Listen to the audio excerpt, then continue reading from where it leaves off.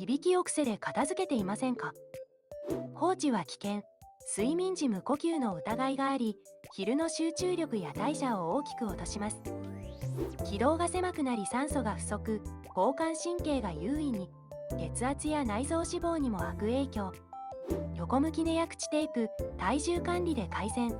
朝の強い眠気が続くなら受診し、必要なら CPAP。いびきイコール体の SOS。今夜から横向きと枕調整で静かな夜と冴える朝を取り戻しましょう。